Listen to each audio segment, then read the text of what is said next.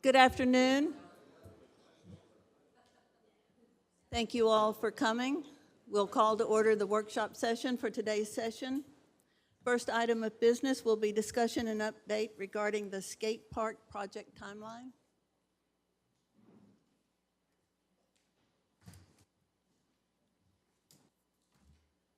Good afternoon, Mayor, Council. Give you a brief update. I know the skate park is one of the projects that I know the community's very excited about. So we wanted to make sure that we're keeping you guys looped in. But just to kind of give a quick summary, at the May 23rd meeting, Council directed staff to purchase and store 1,000 tons of base material for the skate park pad. We decided to do the pad separately from the design piece that SPA is going to do, with hopes to save some of the monies. The second design public meeting was held on June 1st via Zoom. There was quite a few people in attendance at that one, and there was some additional feedback given to help guide them in the design of the skate park. And then at the June 13th meeting, SPA provided the design concept, cost associated with project, progress, and next steps, and also staff presented some chronological order items with the cost estimate and the project. I'll take a quick step back. At the last meeting when SPA had come, so Jan with SPA Skate Parks presented to council, and the final contractual price with design was $350,000. And they were going to go ahead and, take next steps. They also wanted to start as soon as possible. They were contingently waiting on another award. They were hoping they could start ours within the 90-day time frame. They had gotten awarded the other contract, and so the 90 days that was granted by council to start the dirt work and get the pad work going, we're still within that time frame. But they had basically been awarded another project, so their start date for the actual concrete construction of the skate park is tentatively right after the first of the year. But the pad work we will put out, and we're waiting on a scope for SPA, and the pad work, we're going to hopefully get estimates from various contractors so that we can move the pad work forward. We waited. To give you a little bit of background on the scope, we were hoping to have that in hand and get the pad bid out, or at least get some cost estimates in within the last couple weeks. And then there was some additional survey data needed. It's mentioned here. Some of the topo, I guess there was some trees shown on the original topo they were given, which was really 2-foot contours. They did a boundary survey of the property that the city had asked them to do, the surveyor. They did the boundary, and that was what was handed over for them to design the skate park. They needed a little bit tighter elevations, meaning 1-foot contours to design the pad. So I've reached out to the surveyor, as well as they've reached out. Triple C is the one that had done the previous survey, and Triple C, and talking with them, feels like they can get to this pretty quick. I explained to them what kind of topo we needed, just a minimal grid topo to give us some elevations that we can then hand over to SPA to finish their pad design. So that's where we're at today. We're waiting on a proposal. I'd reached out, I think it was Thursday. After I'd talked to SPA, I'd reached out to the surveyor and asked them to give us a proposal, so I'm waiting on the proposal. I'm hoping to have some information on that by this week so that we can get that moving forward. I'll stand for any questions. So they're waiting to do us until, did you say they're waiting till the beginning of the year for concrete for us because they got a different bid, a different package? But they were here, and they're the ones that agreed that it wouldn't be a problem to do the 90 days. I don't think we should be blown off because they got a different bid. Yeah, they did say that there was a 90-day window the last time that SPA was here, that there was a 90-day window. If they could get started in that, they could, fit us in, and I'm not sure you know, I can't speak exactly to what happened on their end, but other than that they were awarded another contract and they've started that one. Right now, we're seeing some costs come down. Are they going to factor that in? The escalation piece, so the opposite of that, was in the original draft that they had submitted to us, and we did let them know, as Jan presented to council, that there would be no escalation. So I believe at this point there would be no escalation. I don't believe there would be any de-escalation, though. I think the 350,000 is the number that, you know, they're sticking to and we're sticking to at this point. Well, I think they need to stand to their word and start when they were supposed to start. It shouldn't matter for us that they got a different contract.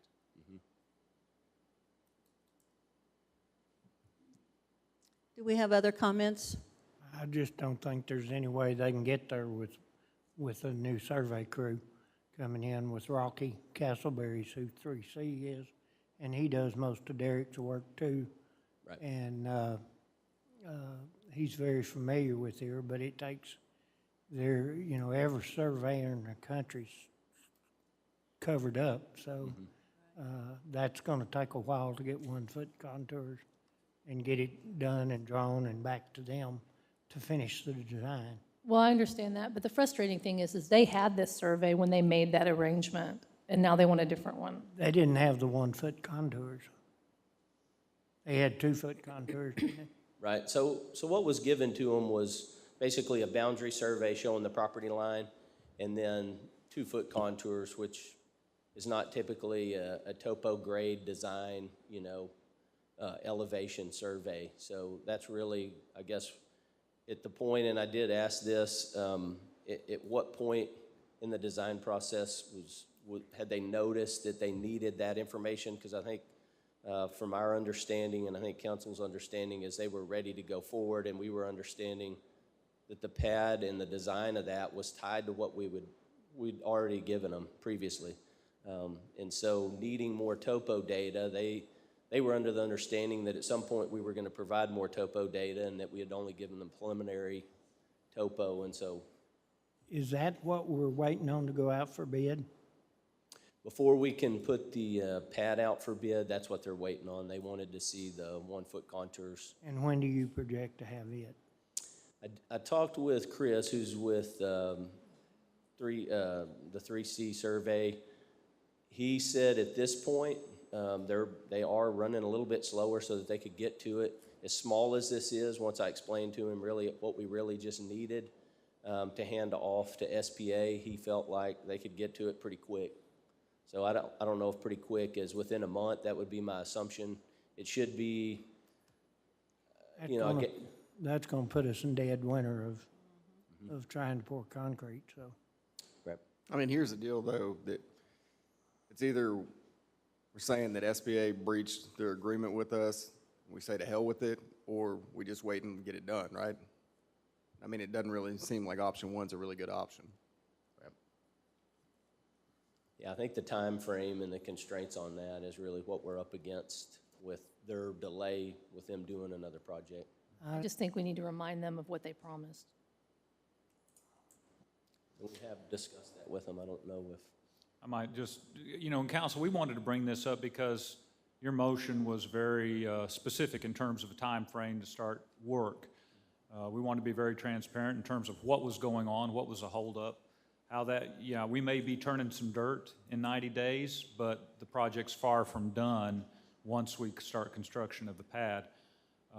And then we wanted to also give you the opportunity to provide staff the input that is this a deal killer, or is this something that we don't like but we're going to proceed with? Certainly we would have liked to have moved quicker than this, but, and I'm not making excuses for SPA, but I think it's still a viable project. I think it is. It's going to be good, but we wanted to make sure that you understood exactly what the time frame was and what the current situation was. 99% of those people building something like that has to have 1-foot contours or even less. Right. So I'm not shocked that Right. it's They'd gonna take requested longer 1-foot than- contours, and I'd asked them to give us half-foot contours. it's the same process in the CAD system. So once they get the points collected in the topo, they can generate whatever we want them to. So As long as the ball's rolling and we're not spending any more money, then just keep on going. At least that's my thought. I think our goal too would be to keep council kind of abreast on this and make sure that everyone knows where it's at as we keep progressing, as we get closer to that 90-day, window. Any other comments, questions, concerns? Thank you, sir. Thank you. Next item is discussion regarding the Chamber of Commerce and Visitor Center FY 2022-23 budget. Ms. Unger, how are you? I'm good. How are you, Council? So you have in front of you the projected budget for 2022-2023, along with the explanation, which breaks down each line item. When doing this budget, I obviously took into account inflation, and we all know how high that is. So what I tried to do is I tried to streamline some of the line items and find resources where I wouldn't have to go at the highest rate for inflation. Everything is explained on there. If anyone has any questions, please feel free to ask those at this time. I would like to ask about the 38,000. Yes, ma'am. Maybe for a part-time staff person? Yes, so what we did in December was, in November when we went, I took it in front of my board.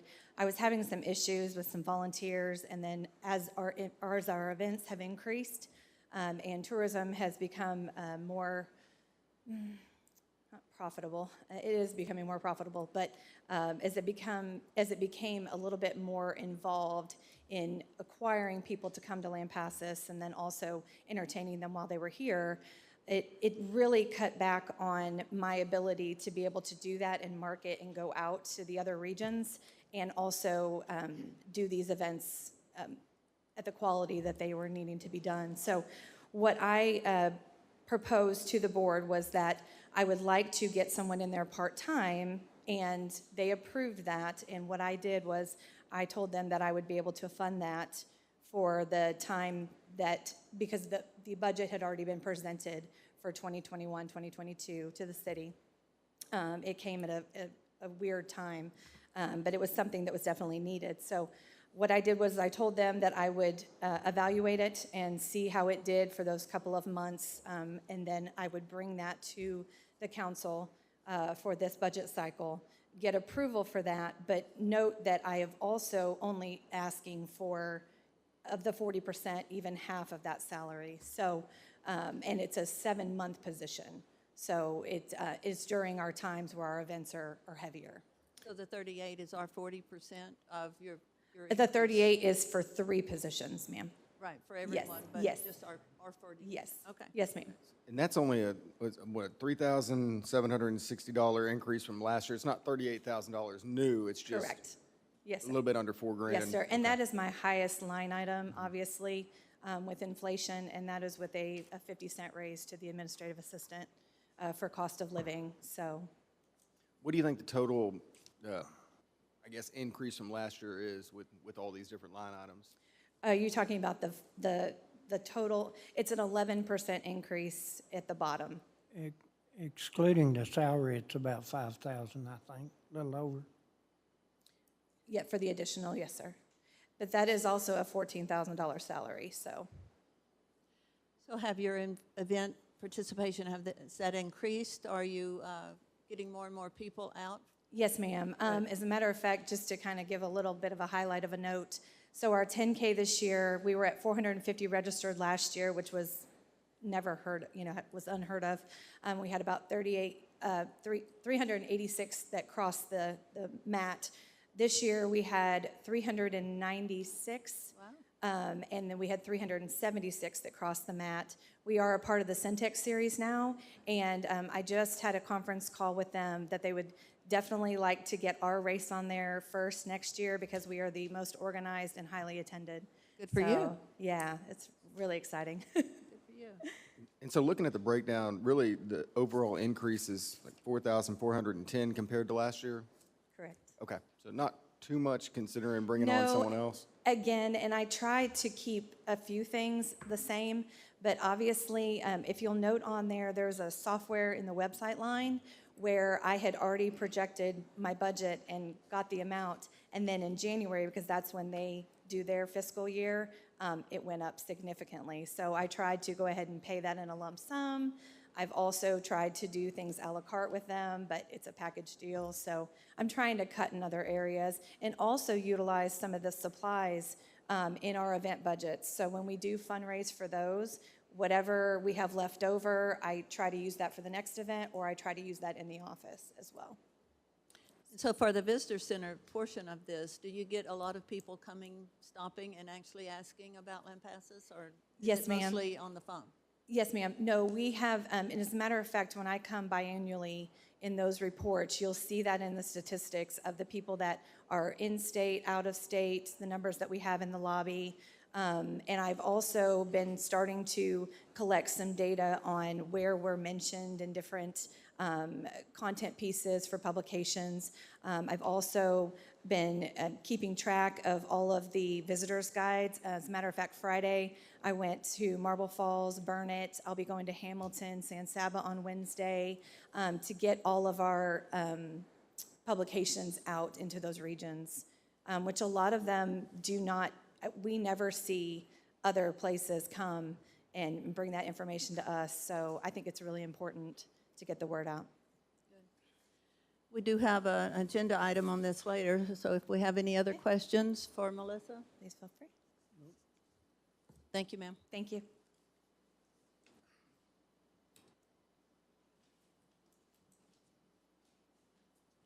Next item, discussion regarding City of Lampasas budget. Finley?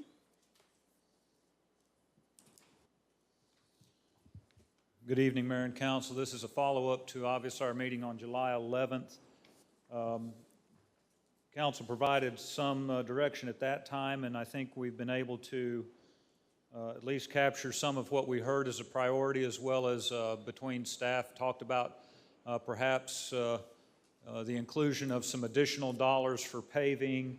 Obviously, between now and then, also the possibility of some sort of shared services or cost of services with the county has come up, which you'll hear about in a little bit later on the agenda. But we want to try to capture at least what we know to date and provide you with options as we start to formalize the FY23 budget.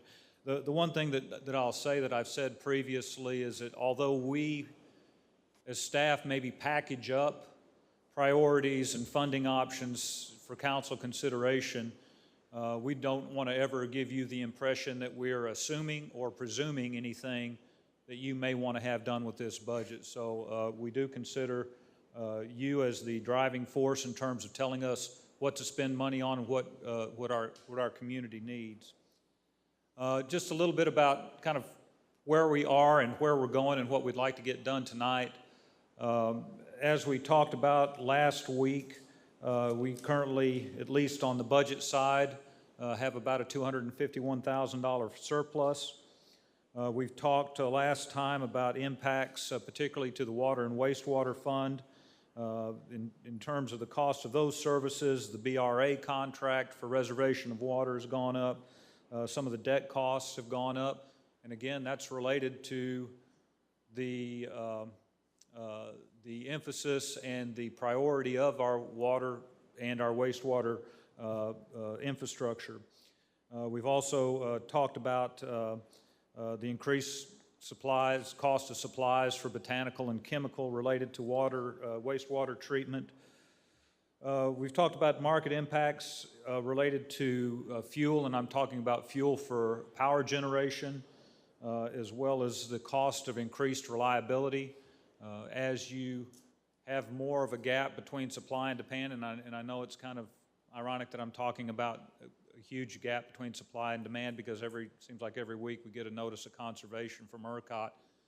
But again, to have that reserve, that spinning reserve or that non-spinning reserve on hand, the market pays for that. And that means on our ancillary costs, we pick up a piece of that, and so the reliability on the electric side does cost us money. At last meeting, we also talked about the possibility of including some units in our patrol units. Right now, they're downloading, and we've talked about this before. The police department is a bandwidth hog, right? They have a lot of information that they capture and a lot of information that they have to keep for obvious reasons. And how it gets from the car to the cloud to where we can access it is becoming more and more sophisticated, requires more capacity. This is the next step. Right now we're using air cards, Monica, right? Basically to upload and download this information. This provides us an option to really make that process a lot more efficient that we talked about last time. Talked about replacement, in addition to the other fleet items that we have in our budget, currently adding an additional pickup for the electric department, as well as compensation, and then also EMS dispatching, which we'll talk a little bit more about as we go. Again, we don't want to assume that what staff priorities that were listed here are absolutely 100% inclusive of what you'd like to see in the budget, but certainly this provides you a starting point in terms of identifying those needs and then also means to pay for them. What we need to do tonight, and this is my hope, is that we want to provide you the options for funding of these priorities. I think the one thing that we want to take a look at, particularly on the water and wastewater side, is perhaps an incremental rate increase. And by incremental, I mean right now we're sitting at about a $367,000 deficit.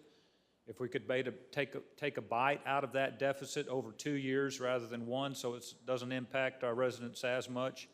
If you do this very simple math, on the number of meters we have, it's about $2.25 per meter per month per service. So about $4.50 1 year. I think we assess it mid-year like we did this previous year. Where are we?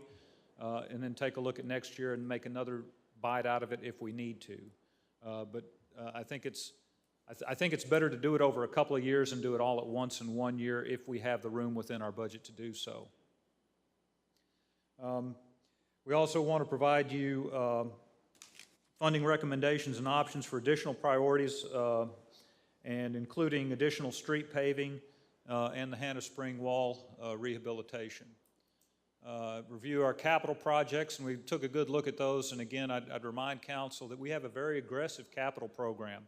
Not all of it's being paid out of operating. We do have a number of projects that are being funded with Fund 35, the ARPA, the American Rescue Funds, as well as the 2022 CO funding. So we just want to remind you that even though we may not see as much pipe in the ground projects in our operating budget, it's not that we're not doing those projects. They're just going to be funded from a different source. And probably the next thing I'd really like you to consider is determining a date and time for departmental presentations. Those are always, I think, very valuable not only for council, but I think they're good for staff to be in front of you. So just to remind you of kind of where we are to date, and again, this is before we true up via transfer or not transferring funds, but really the water wastewater funds 367 deficit at its current budget, and we've kind of gone over some of the reasons for that.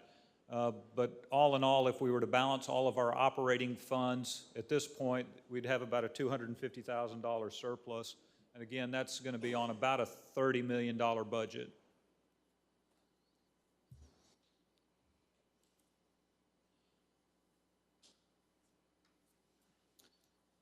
So one of the things that we'd like to spend a little time and get your input and hopefully your discussion on is, are the same things that maybe we've talked about and see, are these things on your list as well as our list? And if so, we want to move forward and take a look at funding options. But the electric department pickup, I think we talked about it a little bit last time, patrol unit, upgraded routers, compensation. And when we talk about compensation, it's not only compensation. This is also under the umbrella of retention and recruitment. These are things like certification pay, what other perhaps even non-cost benefits can we provide our employees? What are we doing in terms of training? and some of those things that Ryan has been working on and maybe can speak to it in a bit. Hannah Spring Wall Rehab, I think that's something that certainly we heard about at the last meeting, and if you want that on the list, great. If you don't want it or any of these items on the list, then we can back up and do something else. EMS dispatching, at this time, we probably have some room to set aside some funds, but this is a policy decision that council will have to come up with. We have done at least some contingency planning that calls for, if we were to provide this and provide it well to the standard that we would want, perhaps 2 to 3 FTEs, and then plus training and emergency medical dispatch certification compensation based on increased duties, and certainly it is what I would describe as an undetermined but perhaps shared cost. And again, that's nothing that staff is advocating one way or the other. That's something that I think is most appropriately handled by the policymakers, the county commissioners, county judge, and city council. Also, in this one, something that maybe we haven't talked a lot about, but certainly as Ryan and I have talked about the current paving program, what we've been able to accomplish this year, what we see in terms of 2nd Street rehab, the additional streets on the listing. I'd like to, if we have the means, to throw a couple of $100,000 at paving, in addition to what we're currently budgeting. Right now, we're budgeting $450 for paving, plus an additional $50, I think, for, is it drainage or, right? So, and we budgeted that same amount for probably the last 4 or 5 years. So this gives us a means to say, okay, we'll do 2nd Street, plus we'll have some to continue the rehabilitation program. And I think that may be compelling to council. But at this time, is there anything I'm missing? What's on your list that isn't on this list? Does this sound like we're on the right path? Anything you want to strike? The only thing I'd say about the paving is obviously in his rating system, we have to make sure our utilities are underneath or in good shape prior to choosing those roads. Certainly very much a consideration. And as far as the Hannah Springs wall, can you clarify to me whether the wading pools are also going to be in that? The wading pools? I did not anticipate that as part of that project, no, sir. Okay. That was something that was brought up. I don't know that it was ever decided. It was offered up as a volunteer effort from a group, and they have not mentioned it since that I'm aware of. Okay. The can only certainly other bring it thing up. I mentioned to you the other day is the possibility, if there's funding available, and it doesn't matter to me whether it's this year or next year or whenever we can fit it in, but I would still like to see some small park item area over there on the northeast side of town. On the northeast? We don't have anything over there at all, and we have some land that's available at the end of the Butterfly Park off Avenue A there. It's in a floodplain, it's not really buildable with anything, and there's nothing over in that part of the... There isn't. Are you talking about like the area that they used to use that has a little pavilion on it? It has a little covered pavilion that they used for the barbecue cook-off? There was some buildings on that illegally that were removed by the city, but that's years ago. So that's something we could put on for the next year. Park board, that. probably would want to also. Yeah, you'd need to put it through the park board in the proper channel. And I think one comment about that area, we've seen a kind of a transformation in that area over the last 10 years where certainly more rooftops, but more kids probably over there than have been in the past, and some starter homes, younger families. So we could sure start that, running that up the flagpole to the park board. Anyone else have any ideas you want to add to this? Yeah, I think the one that I was thinking about is Colored School, and then the New Hope probably needs to come come up on the radar somewhere so it doesn't fall down. And to be able to to be able to take care of it. And that was on earlier, maybe just didn't get added to this?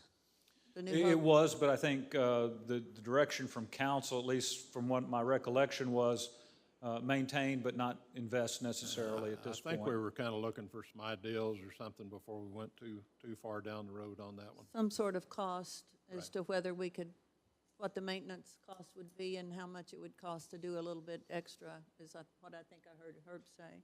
Well, and I think what kind of what the actual end game on that was going to be. Sure. Anyone else got any ideas you want to throw out? I'll continue then, Mayor. Okay. So how do we get there? And I'll have this, there's a spreadsheet that's included on a different slide that kind of does the, the income versus the expense. But I think what we would want to look at is the utilization of fund balance for FY22 budgeted capital but not expensed until 23 projects. So what I'm talking about there in particular is the Hannah Spring pool liner.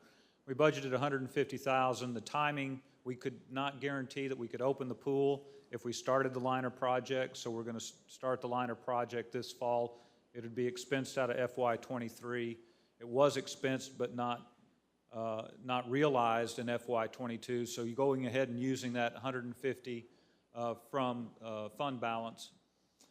Taking a look at the incremental increase in water and wastewater in FY23, and I would envision that this would be somewhat of a combination of readiness to serve versus the per 1,000 gallon charge. So people have some control of their water use if that increase is built into the amount of water you use, the per 1,000 gallon. Readiness to serve is your base fee, and basically it's the cost to make sure you're ready to serve. It's the cost for meter reading, et cetera. I think the one thing that we want to always continue to do that we've talked about previously is, taking a look and assessing the electric finance performance kind of on a quarterly basis, but certainly after peak summer, taking a look at fall and seeing kind of where we are. It was staff's recommendation, that we did not do anything over the summer because that's when people's utility bills or electric bills are the highest, so hold off and assess in the fall. Try to utilize available funds in Fund 62, 68, and 40 balance for the Hannah Spring wall rehab. We did take a look at the bond purposes to make sure that they would allow for that use, and they do. 68 was the 216. 62 actually was 07. And both of those allow for use basically for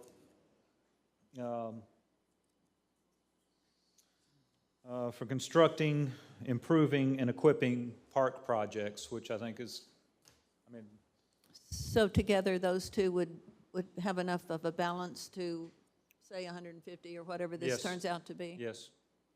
So it'd be 150,000. Well, Yeah, whatever would be available. So at this time, it'd be a little over, it would be 107 plus 72.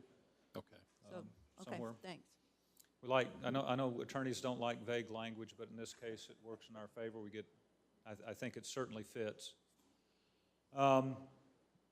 We wanted to utilize FY23 surplus as kind of we see it right now to increase our paving, an additional $200,000.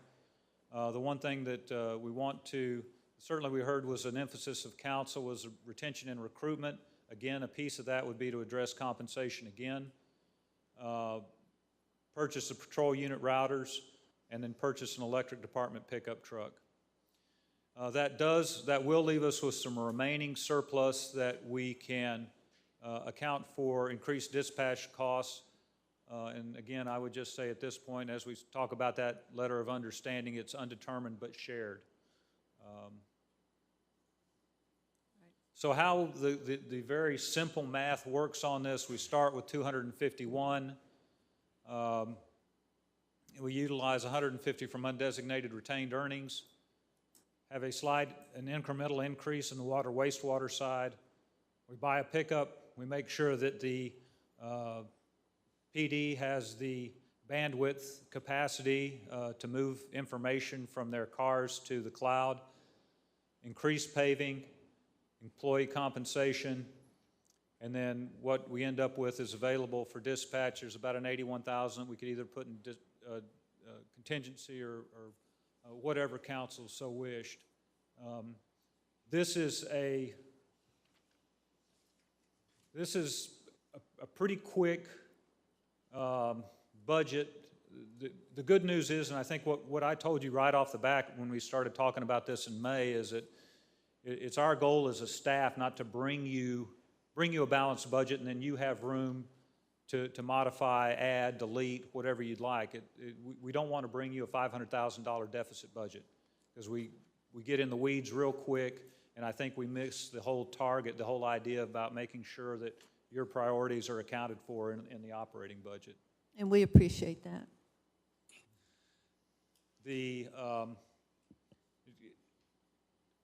Does any of this sound, any comments on this part of it? Yeah, one thing, I'd heard, and I think we had talked about this, was some subsidies going over to the ambulance services, or some shared cost. Is that a completely different line item? That would be primarily out of the PD line, out of the PD budget. Okay. And again, because we still, as we'll talk about in the LOU, or the Letter of Understanding, is the only thing we will ask you to consider tonight is moving forward with the negotiation and trying to get together a specific interlocal agreement that identifies those specific costs and how those costs are to be shared. So we don't know what we're talking about right now at this point. That's a good way to put it, yes, sir. Okay. But particularly on that line. But, as we'll hear later, what I think we've set ourselves up to is they've asked, we've said yes, we're willing to do it, and this is how we're going to work together to get there. And so let's just, and again, I just wanted to show this slide again one more time to make sure council understands where we are in terms of our current fund balance. Again, fund balance, when you take a look at these numbers on a balance sheet, this is a snapshot of where you are at the time that balance sheet is taken. And primarily, just look at Fund 62 and then Fund 68, 107 plus 72. Again, we took the Key Avenue Fund out in '07. It was trued up after Key Avenue was done in 13, or probably took us 2 years to true it up, right, Randy? Yes, I did that year after I retired. Yeah. So anyway, so it has been there for a long time, but it's been used, and then we've gotten some back, et cetera. But any question on that, where we are in terms of fund balance? Again, like I told you before, I think the barometer that we use for fund balance is if you strip all of your capital away from your operating budget, what percentage of your operating budget without capital do you have in fund balance? And that target for us is about 35%. Last time I reported to you, we were 40 to 42% in fund balance. So I think we're still very healthy.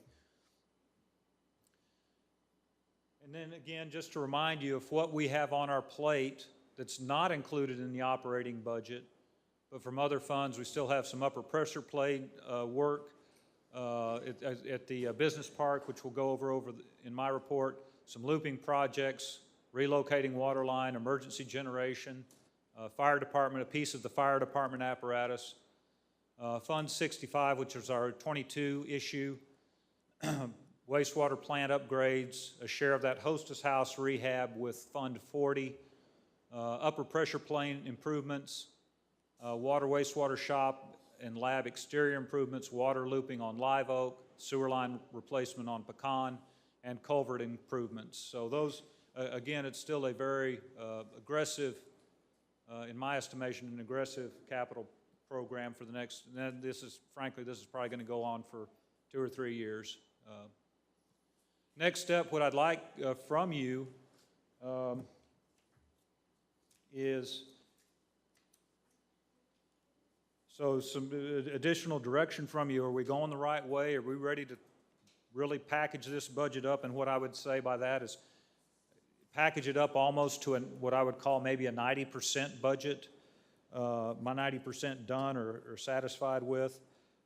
We want to be able to go ahead and prepare those departmental reports for presentation to y'all by major account, and then confirm a date and time for departmental presentation. Again, we do not want to assume or presume anything on council's part. We try to bring you something that is, we do a lot of work before it comes to you so that you have a good workable document to provide input and direct us on. But I'd be happy to answer any questions, and certainly very interested in your input at this point. I think last meeting we were waiting on some input from you three as to when we could get together to start the budget meetings. You too. You weren't here. You guys are pretty I'm open. pretty much open anytime, Davis? but You just walk over? I'm flexible at this point.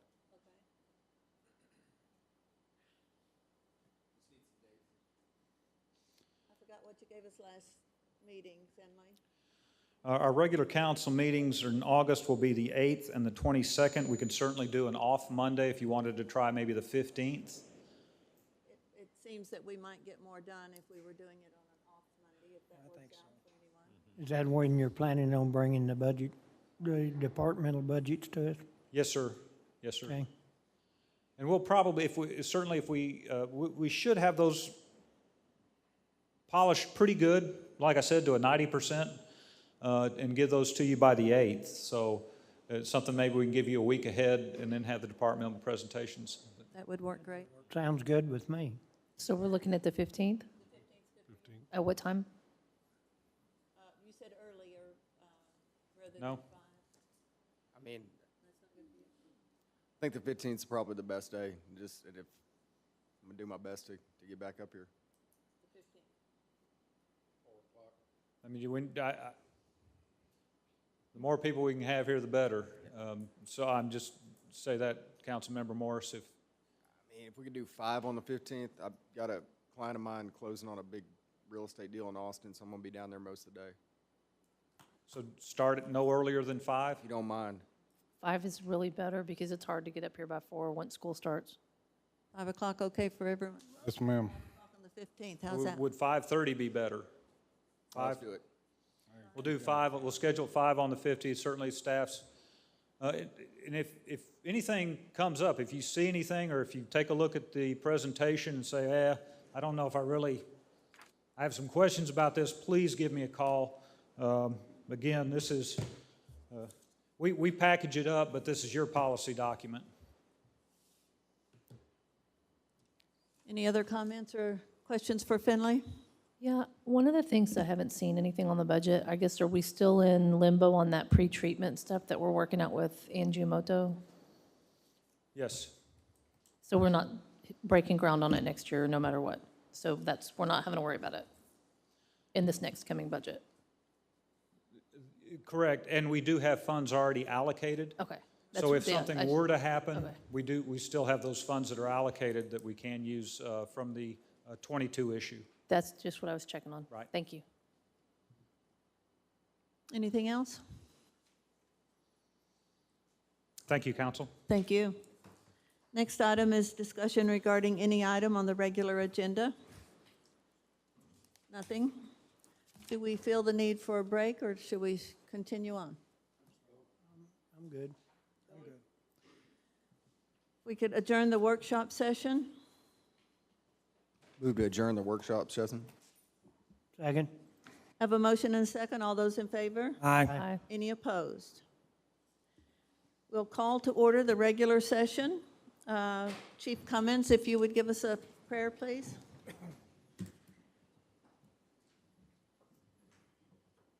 Let us pray. Dear Heavenly Father, we can't be thank you enough for what a nice place and a bunch of nice people to try to take care of your business.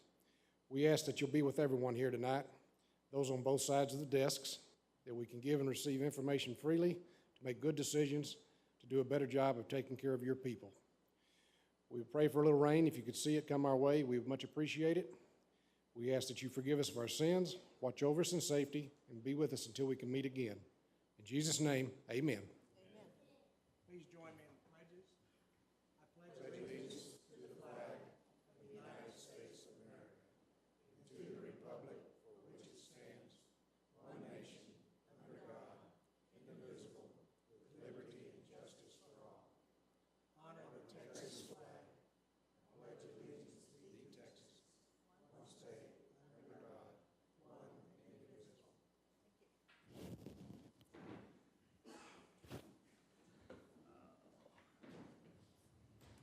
At this point, we do have some presentations and proclamations. We will have a swearing-in ceremony for some new officers, but first, we will have service anniversaries. We have Stephen Sewell for 10 years and Wayne Sanders for 30 years.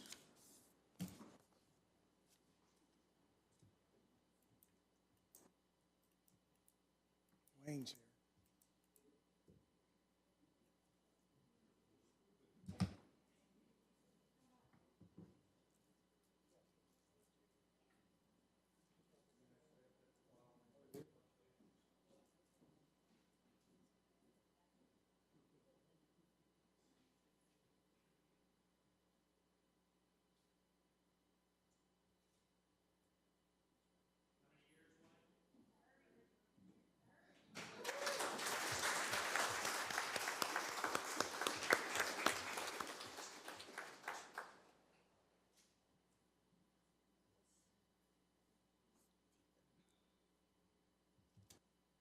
At this point, we'll have the swearing-in of the three officers.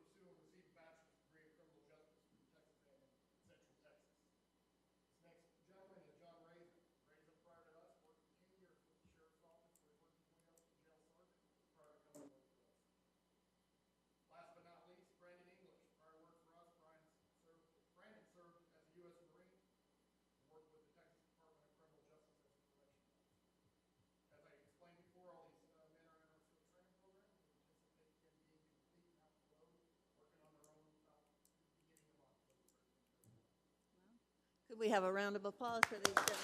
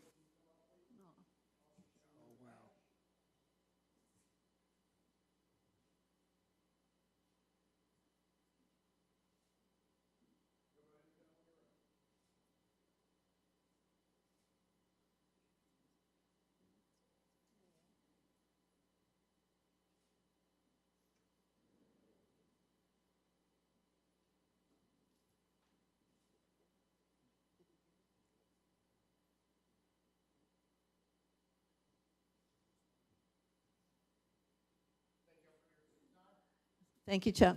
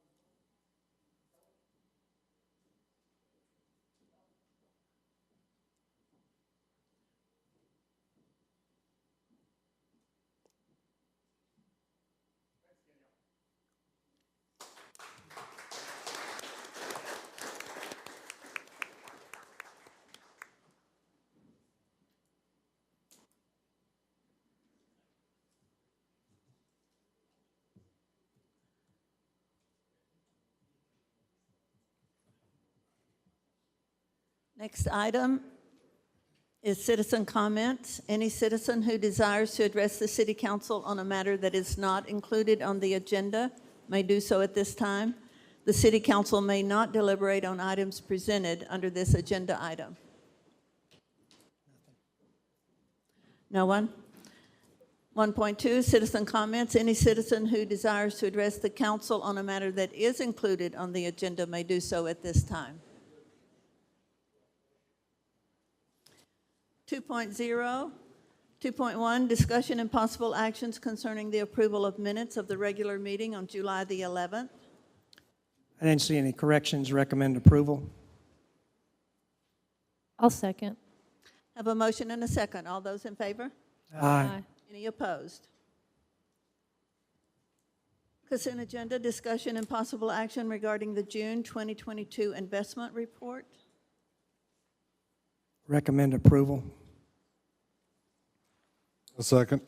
I have a motion and a second. All those in favor? Aye. Any opposed? Parks and Recreation?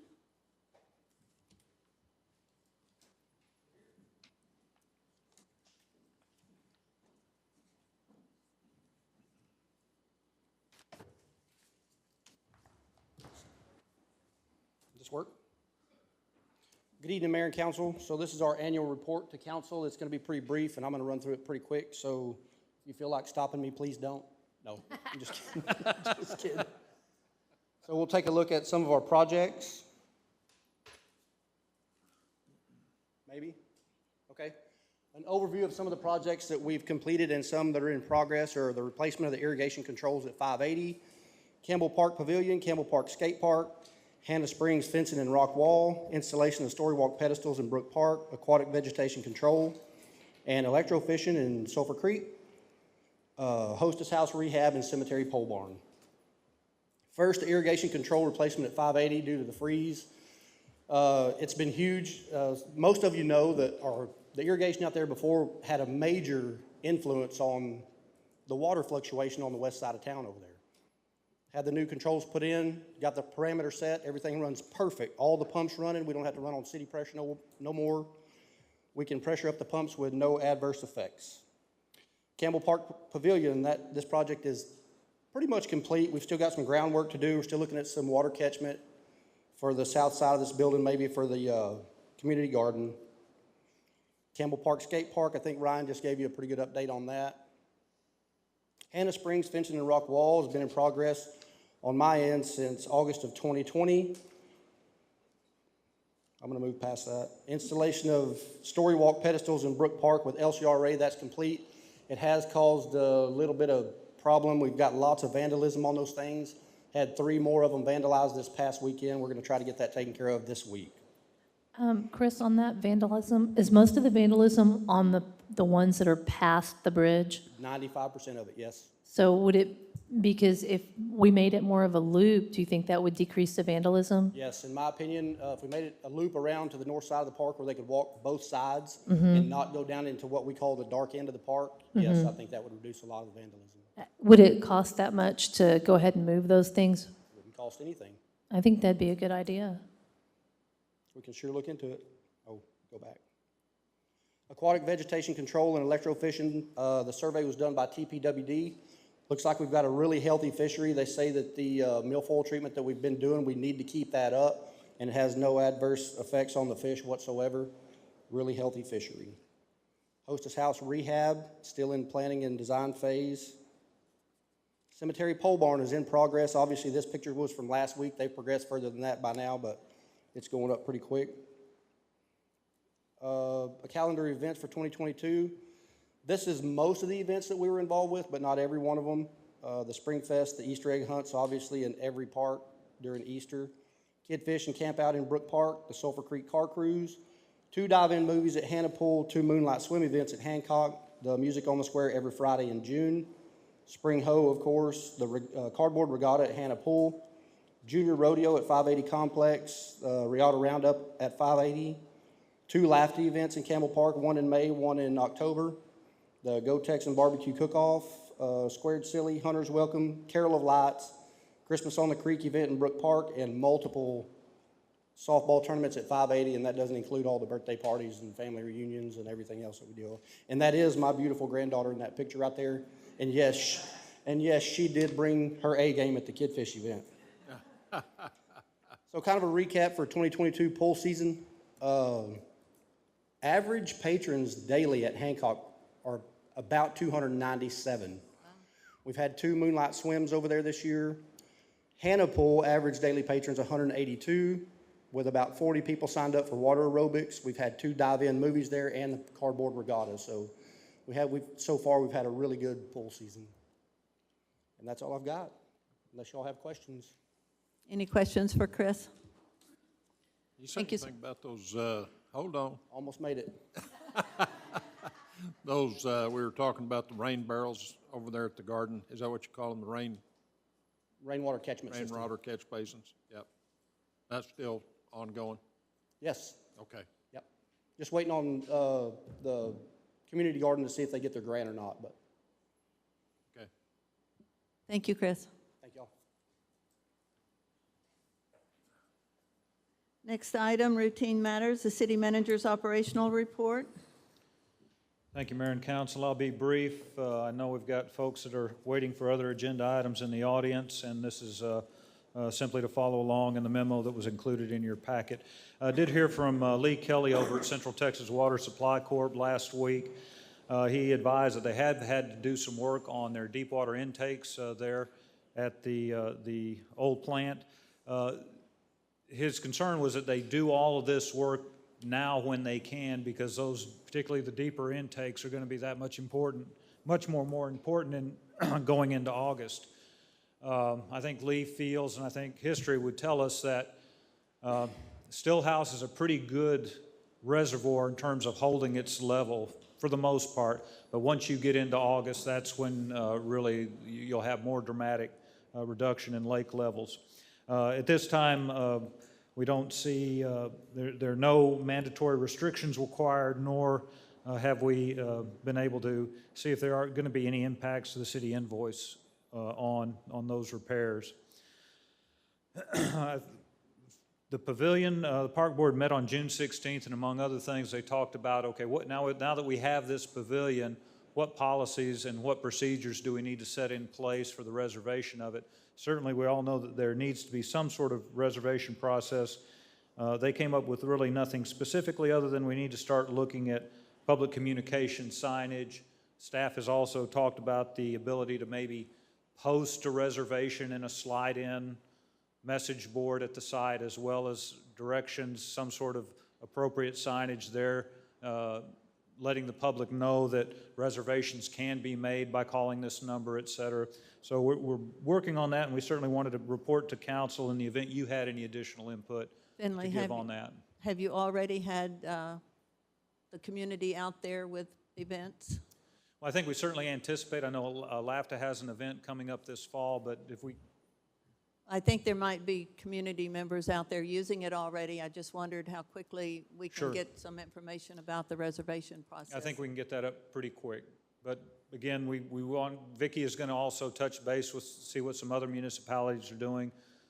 My reference point was Llano, where we just had a slide in that pavilion reserved from 1 to 3 for the Morris family Right.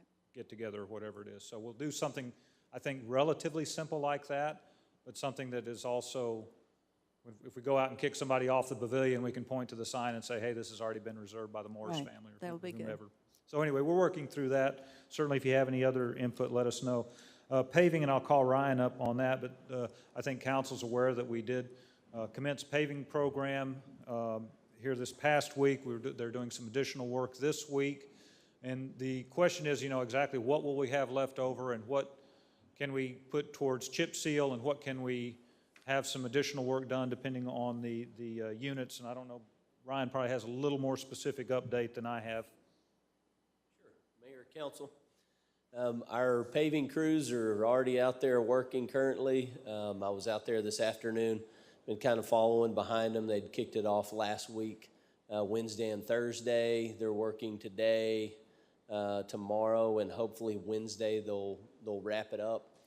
Currently it's about 1.5 miles, a little bit over is what we're doing. It's all mill inlay or overlay asphalt. But basically, they've done a good job in trying to move through and cut down and kind of minimize the impacts to some of these neighborhoods.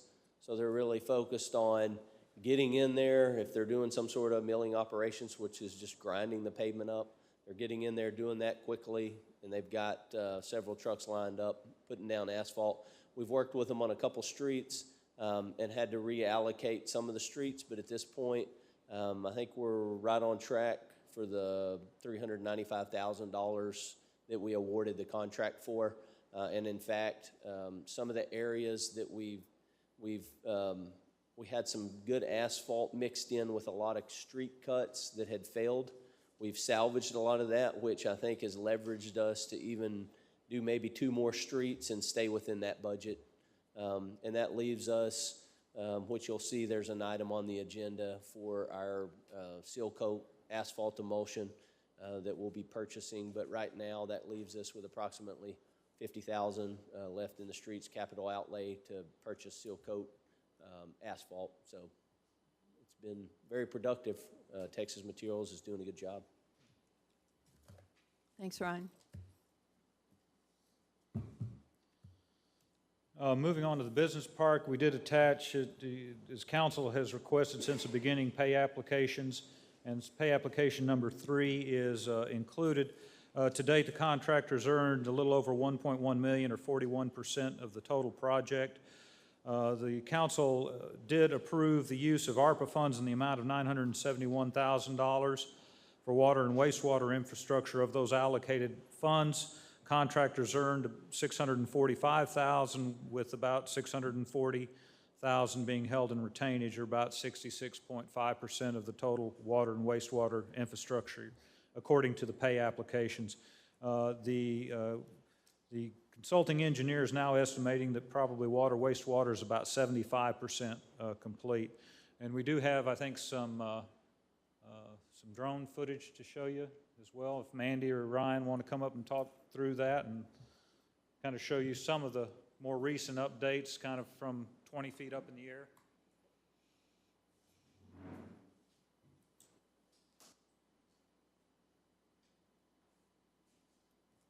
To give just a little bit of background, Officer Sheldon has a drone. So we had worked with PD. He's done a great job. He flies that drone for various things, but in this instance, we wanted to take a look at the business park. So he's flying the center line of the road, and that way you get a really good kind of aerial view. It's about 20 to 30 foot above the roadway. So this is coming from the north entrance. To the right, you'll see where the county road is and the detention pond on the right. And then we'll come up to that spine, east to west road that connects the county road to 183. Just so it kind of gives you a visual of where we are.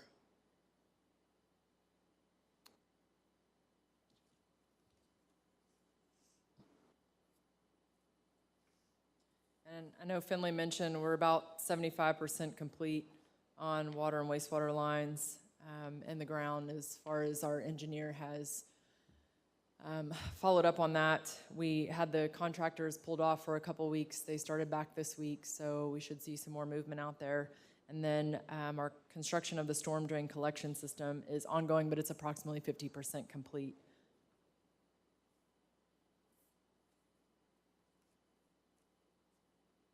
I know Finley's kept you updated on as far as how much the city has allocated in ARPA funding for this. The EDC currently with PAYAP 1, 2, and 3 is that has paid just shy of $437,000 on this project.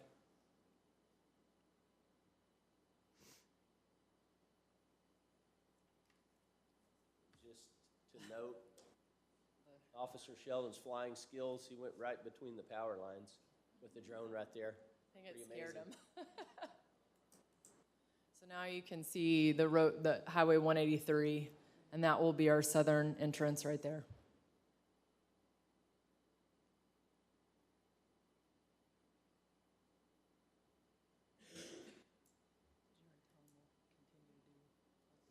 So I think Ryan and I have discussed having Officer Sheldon continue to do these as we, especially now that the contractors are back on site, once we see some movement out there, and we can have some updated drone footage as we go through this project from start to finish.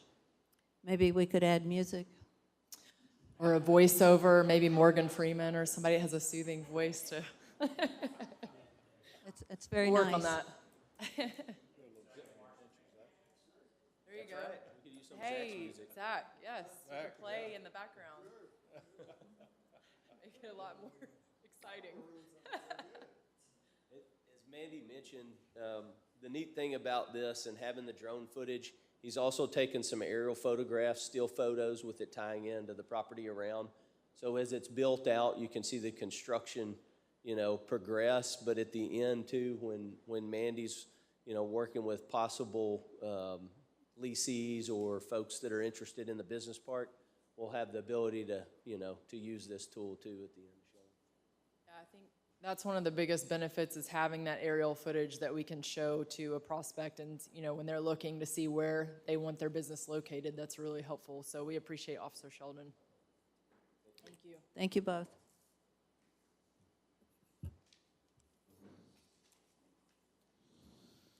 Hostess House, just wanted to let you know we do have 50% plan sets. I think those might be at your seat on the dais. And I want you, we also included a number of things that were brought up in several on-site meetings, several staff telephone calls. Some of these may go into the ultimate plan set as an ad alternate, but I think it was a very thorough job, and I think as a 50% plan set, it's really a great start. Sometimes you don't even see this level of detail in even 90% plan sets. But I just had a question. Are we going to be involved in the interior finish? Yes. So there was originally not any specified interior finish, particularly upgrades.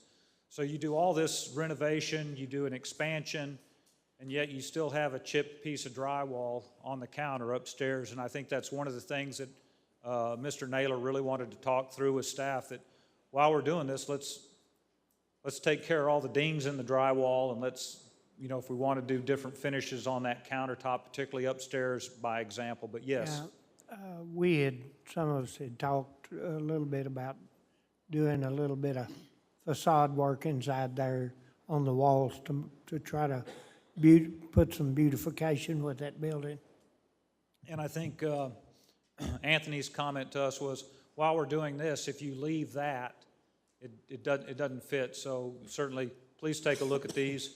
and provide us any input you might have. If we need to spend some time over there at the hostess house and kind of go through it, I would certainly be willing to do that as well. And when are they starting on this? You've got so we handed out a timeline to you, I believe in May, that we had come up with.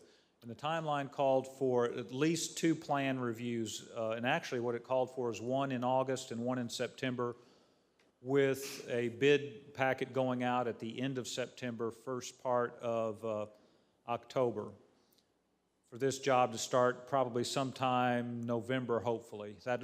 Our last booked event, I believe, is October 23rd or 25th. So it would be shortly thereafter. It's being set up so that we can commence shortly after that last booking. Our next one should be about a 90%. Yes.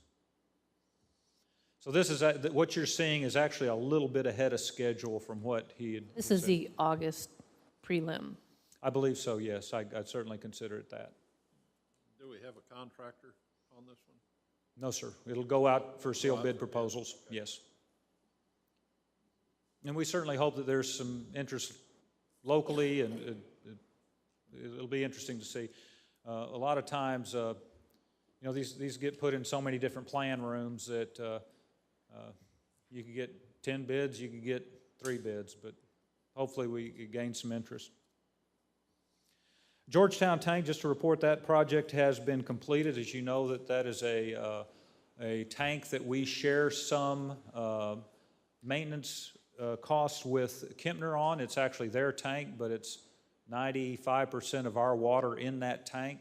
That's going to be done. We're glad to report that that project did come in under estimate, and we will be truing up probably in the next week or so to make sure that what our contributions to date match up with what the actual expenses are, which is something that we do on all of our tank projects.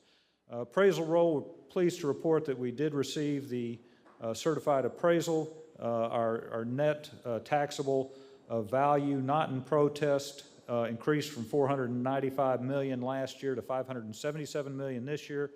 It represents about a 16.6% increase, and we all know that that doesn't mean that we have 16.6% more developed properties. It has to do with your appraisal that you received at your home and business in terms of going up. We have, I am pleased to report, and I think those of you that were here last year know the fight that we had getting our no new tax rate as well as the voter required, what we used to call as the effective rate and the rollback rate. It was tough. We did get that this morning. I did not want to report on it tonight because Yvonne's going to beat it up first, and once she beats it up and it gets her stamp of approval, then we'll report it to council. But you're looking at something in the low 30s in terms of your what we would call the rollback rate.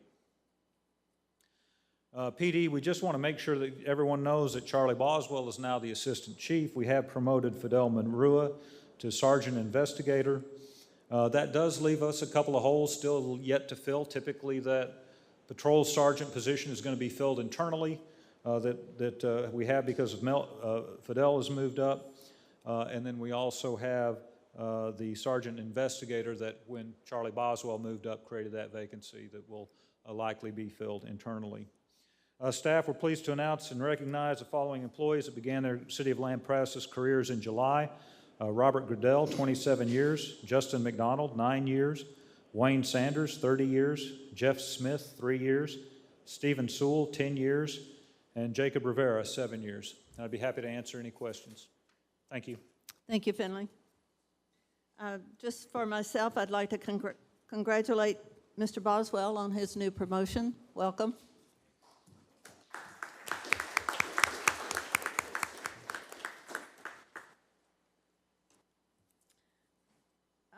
We have no unfinished business, new business. And Melissa, if I could ask you to wait a moment, I'd like to move 7.9 up to the front. And if that's okay with you, we'll go to 7.9. Discuss and consider possible action regarding the letter of understanding, the LOU, with the Lampasas County, referencing emergency medical dispatch services provided by the city. Mayor and Council, this item, I believe, has been communicated to you previously. We may have even emailed you a copy of this at some point, maybe late in the week or over the weekend. Generally speaking, it outlines the desired direction that we want to head in. It identifies items that are important for the city and county to agree on, the information that we need and that we need from the county and the county needs from us in terms of financial information, as well as the information we need in order to assess our capacity to dispatch. I think by the very term of the agreement, it also suggests some urgency. It's a 30-day letter of understanding. There's nothing with really a whole lot of teeth in it in this agreement other than we're going to work together to get to the ultimate goal, which is a very specific interlocal agreement, which will outline the specific costs, reimbursement, how we are going to handle issues or problems that may come up. The city probably understands that beginning about July 6th, we started meeting with the county on this issue. Just a couple of quick notes on the LOU. It has a 30-day time frame. There are a couple of items that are kind of date milestones. By August 1, we're to provide the county with what we believe to be the cost of providing this dispatch service for the county EMS it will be, as well as hopefully they provide us feedback on that by August 7th. Just in terms of background, I think everybody hopefully has known through our communication and through the item on last meeting's agenda is that the county, the current EMS provider has provided notice that they will terminate the contract effective, I believe, October 1st. The county has looked at basically 3 proposals. The one that they chose to go with this morning was through Hamilton Ambulance Services, which is an extension or a part of the Hamilton Hospital District. I think ultimately the decision was made with actually some input from city officials. The decision was made based on, I think, the best service to the residents. Right. One service would be an island and require a subsidy. Hamilton would be part of their network, would have some redundancy built into their current service area. And again, the one item that Hamilton does not have that we need to provide is dispatch service, and the city was approached by the county about the possibility of doing that. I could go into more detail, but I think it's appropriate, Mayor and Council, if that's all right, is to maybe defer to the judge or Commissioner Carroll, as well as Chief Cummings, if they had any additional comments or provide you some additional insight on the LOU. Yes, that's great.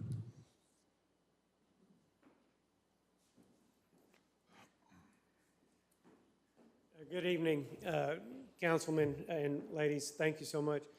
As Finley kind of said earlier, we came to y'all asking for your help, and we're very appreciative, and I say we, the county. Appreciate working with Finley and with Chief Cummings and the mayor. We've had some meetings.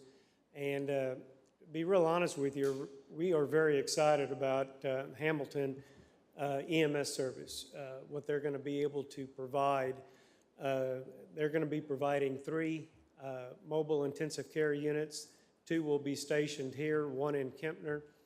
And because of their rural classification, they carry medications that are greater life-saving type medications. They have that classification to be able to do that. And we're excited about, obviously, no subsidy. The deal is that we do have to dispatch. EMS is a county responsibility, and I would like to have the Lampasas County Sheriff's Department dispatch, but there are some radio issues, communication issues, that if we got on it right now would probably take 6 months to a year to get updated, which we don't have that much time. And so, again, very appreciative to working with the city. and working with everyone on the mutual letter of understanding and the interlocal agreement that is going to be forthcoming. We recognize that the county will be contributing financially toward that cost as we work on those details. But just very appreciative. Thank you. Any questions? I just have one. The dispatch, are y'all planning on getting up to speed on that? I'm Or sorry? is that, are you planning on upgrading your county dispatch? We Or haven't would you even started continue to that use that? conversation yet. We, obviously down the road at some point in time, that's going to have to be upgraded because what's my understanding is the radio equipment is in essence obsolete. It's not supported anymore. And so at some point in time, yes, the county will have to upgrade equipment. Would you be taking us out of that system at the You know, that's down the road a long ways. If you guys are doing a great job, y'all may just keep I doing understand. it. We'll cross that bridge down the road. I understand. Chief Cummins, did you have anything you wanted to add?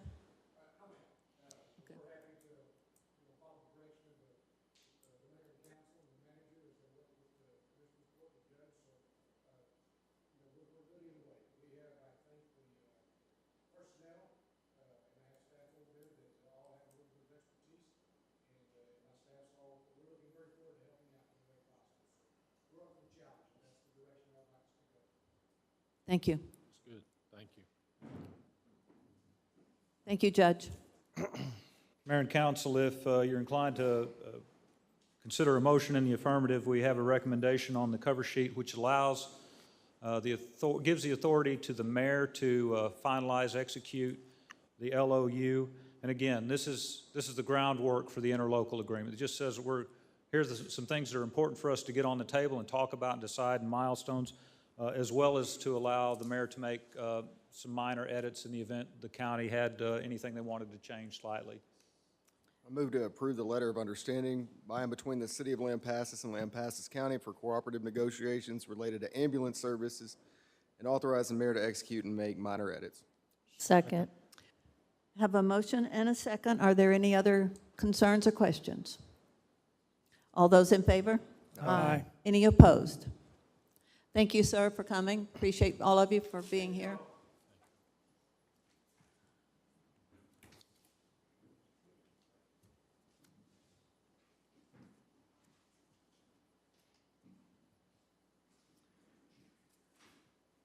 We'll go back.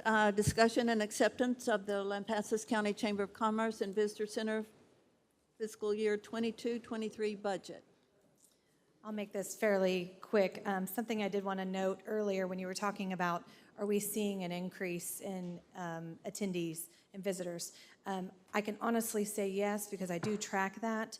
I think what's important to note is that we have a ton of families moving back in, and they have families that they like to bring people in to do things. And Lampasas is a great landscape to do that.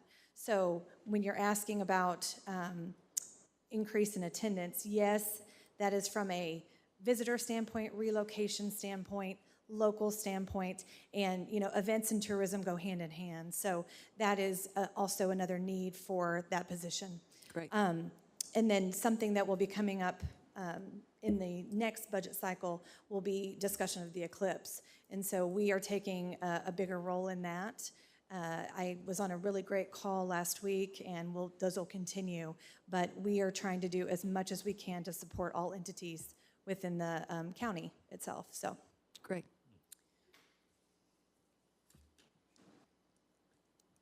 I'd consider a motion. I move to approve the Lampasas County Chamber of Commerce fiscal year 2022, 2023 budget as presented. I'll second. I have a motion and a second. Are there any other questions or concerns? All those in favor? Aye. Any opposed? Thank you, ma'am. thank you. I'm next again. Next issue is hot funds for the 11th annual Lampasas County Wine Tour, October 1, in the amount of $1,188.56. So yes, council, I actually went down on this budget just a little bit. Once again, every time we do one of these events, we're able to resource supplies and then also negotiate contracts and get some sponsorships. So this is all that I'm requesting at this time, and it's just for the operational expenses that we have for this event. We actually do not have any sponsors for this event, so we have to go out and hit the pavement and make sure that all of our expenses are covered the best we can. I'll have a motion, please. Move to approve the distribution of hot funds in the amount of $1,188.56 to the Chamber of Commerce for the 11th Annual Lampasas County Wine Tour. I'll second. Have a motion and a second. Are there any questions, concerns? All those in favor? Aye. Any opposed? Thank you. Thank you, ma'am.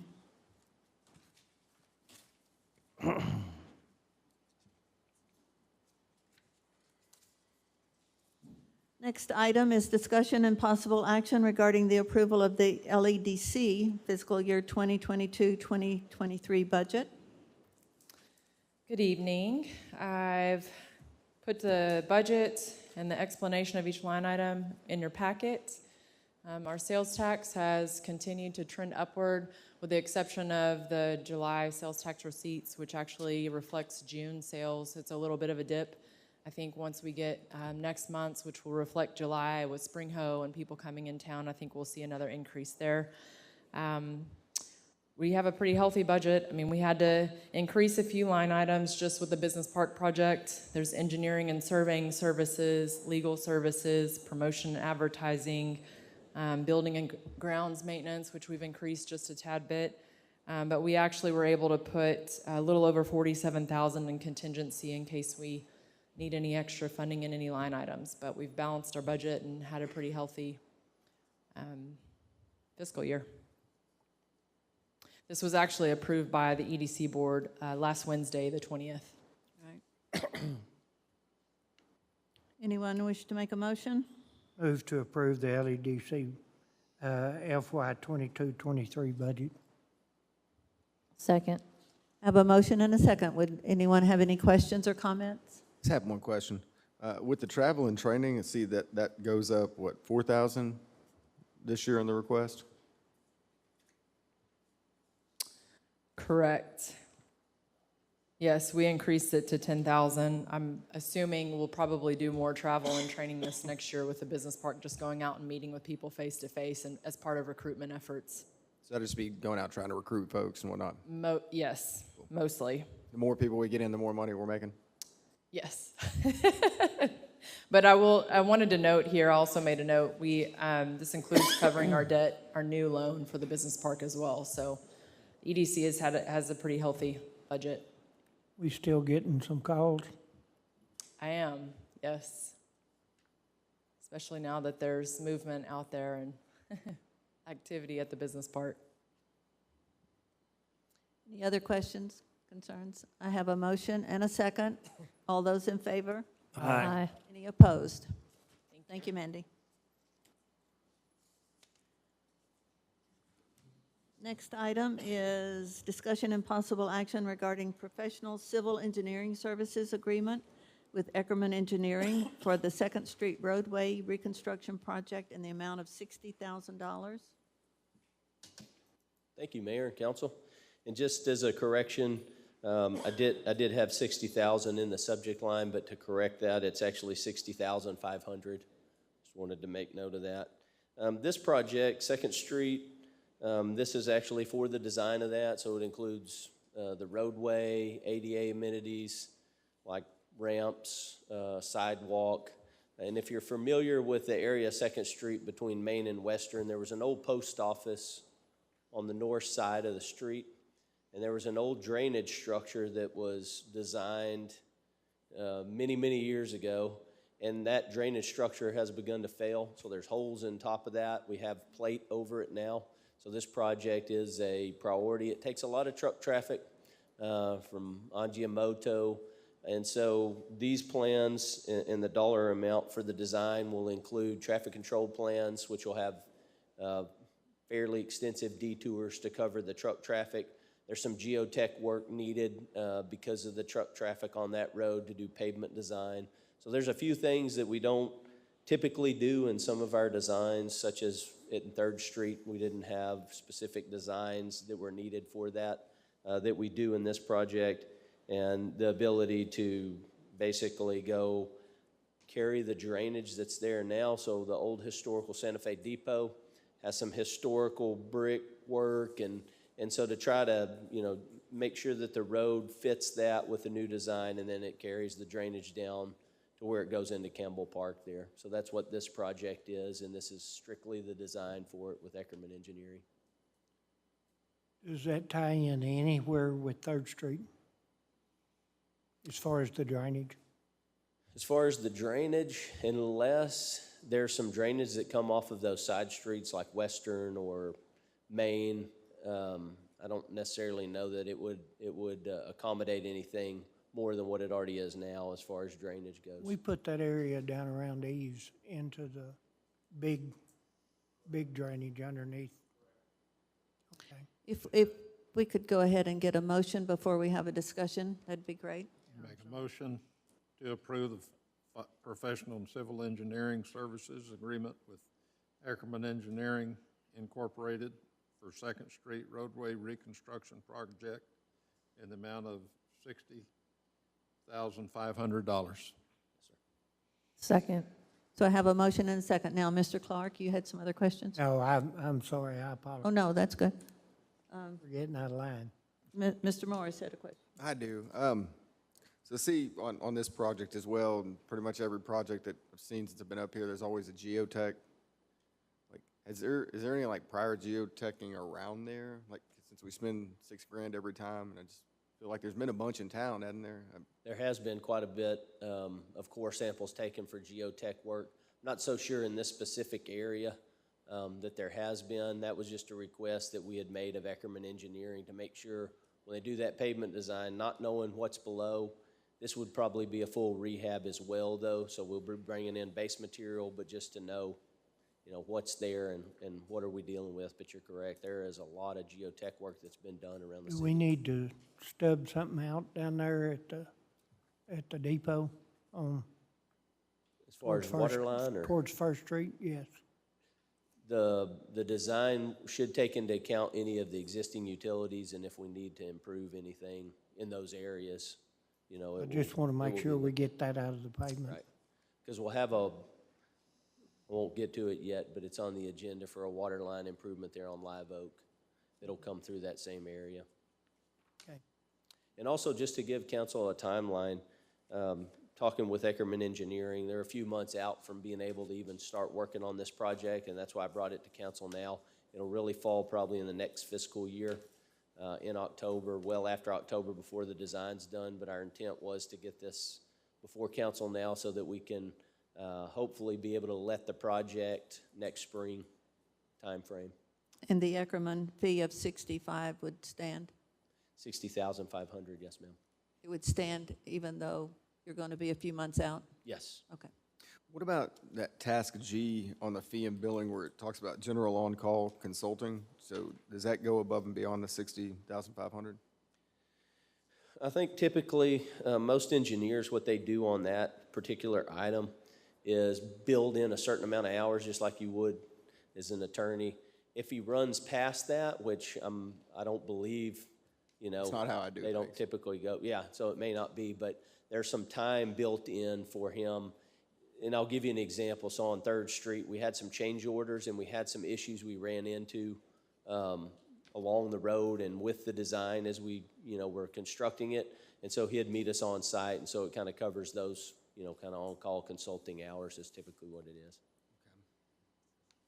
Any other questions or comments?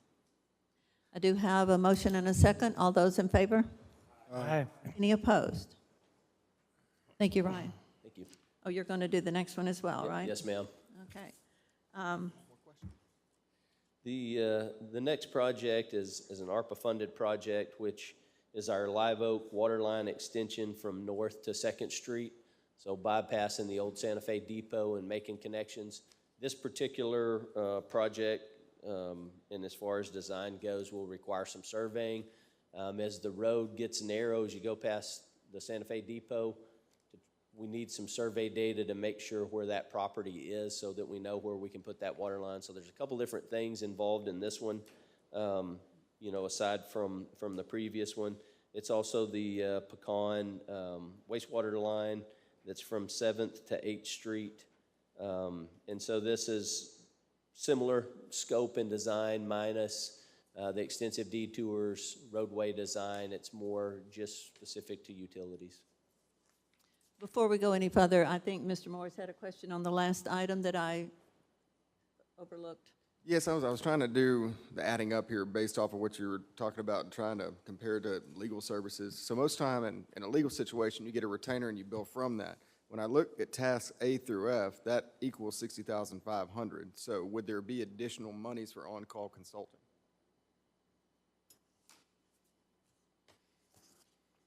If it's structured like that, yeah, you would be correct. There could be additional hourly. So basically, we're approving $60,500 now with just a blanket, hey, when they come back with consulting fees, we're kind of just stuck and we're gonna have to pay whatever. Right, typically they include that in, but you're right, if that adds up to the $60,500, the hourly, I know on the last project, and I don't want to speak for future projects, I don't believe we were billed on some of those consultant service where there was an error, you know, and he had to come out and look. That's typically when we reach out, so. So maybe Finley or Yvonne could clear that up as to whether he has come back with additional amounts of money. We also have a general engineering contract for hourly services Right. with him that's been in effect for several years with Eckerman Engineering, if I believe so. I think the expectation from staff, and I think certainly from council, is that his scope would identify X number of visits or X number, you know, pre-con, X number of on-site inspections, anything above and beyond that. But if that scope is lacking, then we either need to make sure we include that specifically, or we understand that when he is called out to either assist with the contractor or interpretation of the plans, that we may have exposure for that expense. So I think we need to be clear one way or the other, and I think I would probably encourage our staff to make sure that, you know, how many visits are included in this base fee. That's why I'd like to just clarify, so I didn't get my vote out. I would be against that because I just don't think it's very clear. Hold on, Becky has, what's the scope say? If you look on page 109, Okay.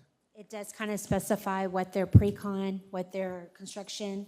So they'll attend one pre-con meeting, they'll make biweekly visits, 3 monthly construction meetings with the owner or contractor, consultant advise with the owner and issue instructions to the contractor, review samples, they'll do a final walkthrough. So there's several meetings that they'll do as part of their contract already.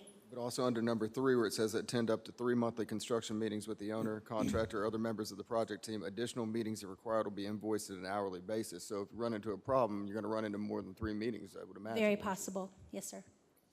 Typically, that scale of meeting frequency is enough to handle just about any project. Would you say this is an exceptional situation over here with this old drain, though, that we need geoteching in that area, though? I think based on the drain as well as the traffic is probably the compelling reason to go do geotech there versus on any other street. For example, the Business Park roadway was a highly designed road because we knew that it would have heavy traffic and it would have a frequency of heavy traffic.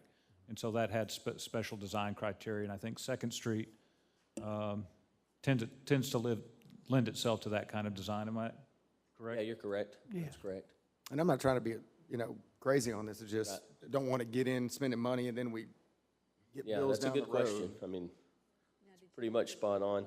I would say, just to piggyback off of those things, is the bid phase services, which covers Eckerman, putting the bid out. He manages that, and then the awarding of the bid obviously comes through us. But then the construction phase services, and that's typically what we're working with is the construction phase services if things come up. I don't know that and again, I defer to Yvonne or if we've ever used that on-call piece. I appreciate it, y'all. Think that if there's a big problem that you run across, it's going to come back to council for further information. Right. And typically, you know, if there's a change order because there's some error or omission in the plans, that falls back to the engineer, you know, to make those corrections, not, you know, that we would be responsible totally for that. Well, my understanding was we aren't going to pay any more than $60,500, so if that line item comes in, we'd have to approve it, is how I understood the vote. That's why I said yes. It would be beyond that, as Councilman Morris mentioned. You're comfortable with that? You want to change your vote? Well, I didn't vote earlier, but no, I would say. Did you understand him to vote earlier? Okay, so we've got him down for no?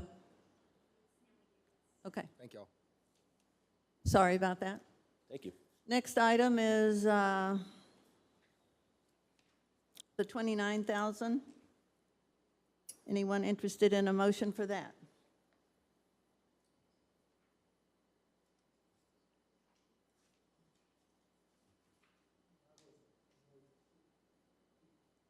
I would move to approve the professional civil engineering services agreement with Eckerman Engineering for the Live Oak Water Line Extension in Pecan Street wastewater replacement project in the amount of $29,000.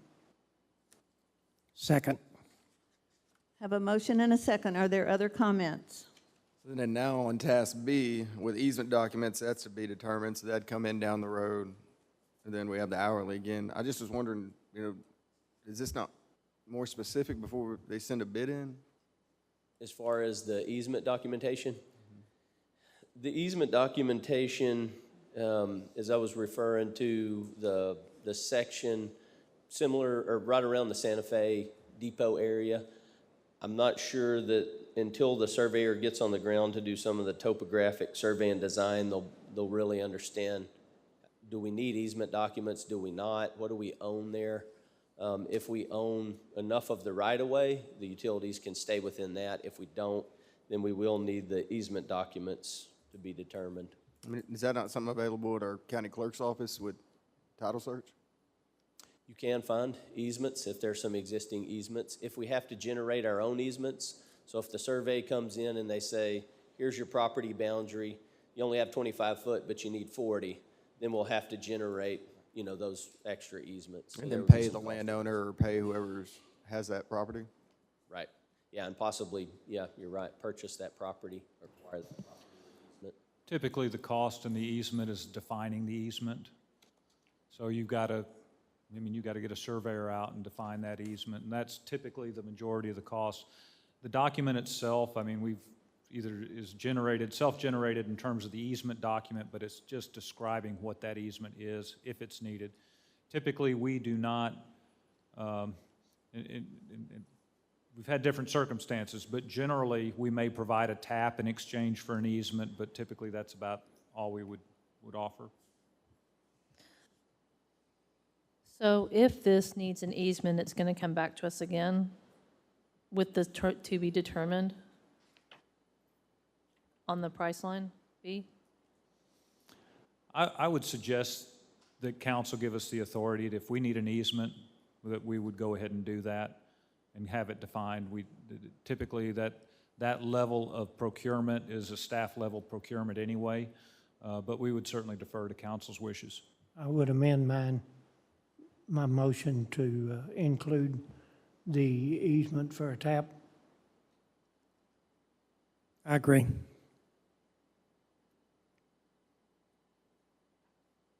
Have a motion and a second. Are there other comments or questions, concerns?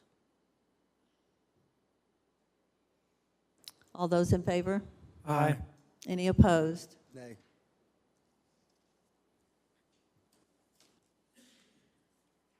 Next item, discussion and possible action regarding the acceptance of bid for emulsion from Wright Asphalt, a sole source provider, in an amount not to exceed $49,000.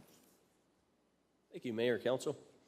This is my last item, I think, today, and I won't get into too many details on the emulsion and the designation for that emulsion, but It does, basically what this emulsion does is for our seal coat projects is it will seal cracks as we're spraying it. We have a distributor truck. They deliver the material to us. We have a tank, we hold it in, we heat it up. They'll spray it out of the back of the truck, and then there'll be rock following that in a truck, and provides typically, 8 to 10 years of life to that pavement, filling in the cracks and all those things. And this is a yearly, maintenance of our streets that we typically do. And this particular group, Wright Asphalt's out of their plants in Brownwood, Texas. We did reach out to one other asphalt provider, our street department superintendent. They did not respond back, and there wasn't a third asphalt distributor in this area. And so that's why this was brought forth as sole source. They did give us a quote, and our obligation is not to exceed the $49,000. Move to approve the acceptance of bid for emulsion from Wright Asphalt, sole source provider not to exceed $49,000. Second. I have a motion and a second. Are there any concerns, questions, comments? Is this where you're saying we saved some money earlier? Right. Like save 50 and this would be a good, Yeah, this is, and we'll probably do more and more. Hopefully next year we do a lot more seal coat projects as well. But yeah, with the extra streets we can do, we reserve this money for seal coat, so.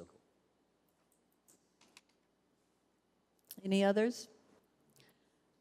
Have a motion and a second. All those in favor? Aye. Any opposed? Thank you. Thanks, Ryan. Next item, discussion and possible action regarding the first reading of an ordinance of the City of Lampasas, Texas, amending Chapter 78, School Safety Zones of the Code of Ordinances by adding school zones for Providence Christian Academy that will be located inside the First Methodist Church at 2 Alexander Street, beginning fall 2022. Mayor, council, thank you for your time. As you've seen in your packet, in conjunction with the Methodist Church, Providence will be a new school, elementary through 8th grade. When I spoke with them last week, they were pushing 60 students, I believe, and trickling in a few every week. So they're anticipating between 60 and 70, probably the start of the school year. And if you're familiar with the west side of the Methodist Church there along Alexander, there is straight-in parking to face the church. And if you turn around behind it onto Ramsey, they continue with the straight-in parking. So what they like to do is encourage the pickup and drop-off to come onto Ramsey and make a right, so you're northbound towards 190. So the students would exit through the passenger door, which faces the church. Therefore, they won't be passing in front of the cars or into traffic. And so in that area, though this would drop the posted speed limits, not posted, but the understood speed limits from 30 to 20, if you look at it, you've got stop signs at every intersection soon anyway. So you're probably going to already be in the process of slowing down, anticipating an upcoming intersection. So I think most of the traffic is probably driving much slower than 30 most of the time anyway. I think the greatest benefit will be the fact the signs will be up to further alert people approaching a church that, there are kids here, that we've got students, that it's a school zone. But still, it will effectively drop the speed limits to 20. Ryan has helped, as is Carlos, with the street department, went out, done our measurements, tried to find the best spots to place those signs. Therefore, we have our measurements off of that. And I don't anticipate any other issues. I don't think it'll be a problem in the neighborhood. And I think it'll fit right in with, they're already used to a church and traffic anyway, but this will, and they've got daily activities there. This will just increase it a little more. Any questions? I'd consider a motion, and then we could have some questions. Move to approve the first reading of an ordinance of the City of Lampasas, Texas, amending Chapter 78, School Safety Zones of the Code of Ordinances by adding, reorganizing, updating provisions to add a school zone adjacent to the Providence Christian Academy as they pertain to school zones for all public school campuses in the City of Lampasas. Second. Have a motion and a second. Any questions? Yeah, I had a question because we don't have school zones around First Baptist's pre-K and kinder, right? And we don't have ones around New Covenant. So what makes this needed? Just curious. I can't say for sure, but I don't recall those other churches requesting one. But just off the top of my head, most of First Baptist is contained within their parking lot, as in New Covenants. And though I don't see the students actually getting into the street, again, they'll be exiting right onto the parking lot, but the cars will technically be on the street. And so, again, they've requested it, and I'm not aware of any immediate request by the other two churches. Okay, so they requested this. Yes, ma'am. This Okay. was at their All right. initiation. I'm sorry. That's okay, that's all, I mean, that makes sense. Thank you. Will there be school buses involved, or will this just be parents picking up and dropping off? Just parents, just vehicles, cars. Right. Any other comments or questions? I had one question. In the future, will you think 190 will have to drop to a school zone, or is this going to be just strictly the streets that are adjacent, Ramsey and Alexander? I mean, I don't see a need for it with their setup now. They shouldn't even be getting close to 190 with their pickup and drop-off. Thinking back just off the top of our heads, when we had the high school come in, I believe that was discussed, and TxDOT was not in favor of that. It's a much heavily traveled highway, but it is still a TxDOT road. So the school didn't even mention that as a possibility, and they weren't concerned with it at that time. So I guess we just have to address that if it came up. I guess Or we'd- if the school got busier and it became a concern of some sort. Do you think we really need an ordinance for this? Because we don't even know if it's going to be a problem. I mean, do you foresee it as a safety concern? Again, I think the biggest advantage is the signs to be up to alert that there's children in the area. I think most people are going to be traveling slower anyway. With 40 to 60 students and the possibility of it growing, and I don't think it's a great expense to the city to do it, and I don't think we'll have any complaints. So if you're asking me, I would err on the side of caution and go ahead and recommend it unless someone sees an issue with it. Do with kids. Sir? What's the downside of putting these signs up and making it safer? Yes, sir. And we have the signage in stock and surplus now, so I think Carlos said he'd order some more just in case we had a down sign due to an accident or weather or whatever, but we have enough on staff to do it and have these up after the second reading prior to the first day of school. I certainly think you need to err on the side of caution, at least for this first year, so we can see exactly how things go on this one and then move forward. Other comments? Have a motion and a second. All those in favor? Aye. Any opposed? Next item is discussion and possible action regarding the purchase of a new air conditioning unit for the Lampasas Public Library in an amount not to exceed $5,800. Mayor, Council, at the time the packet was put together, we had one quote. We had two more late this afternoon, so I believe Becky has given you those. But yes, we do have one air conditioner which controls mostly the staff area. So it hasn't affected patrons, but it has made the other major unit work overtime. So we are looking at the 4-ton air conditioner, and it looks like All Seasons does have the lowest bid. So I would recommend approval for that. I move to approve the purchase of a new heating and air conditioning system for the Lampasas Public Library, not to exceed the amount of $58,000 from All Seasons. Oh, Let's say 58,000?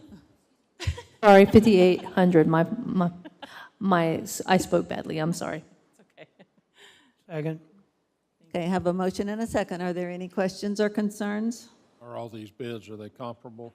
I'm sorry? Are all these bids, are they comparable? They were bid exactly the same. The same, Yeah. with a 1-year warranty and all the ducting and everything? Yeah. Okay. Anything else? All those in favor? Aye. Any opposed? Thank you. Thank you.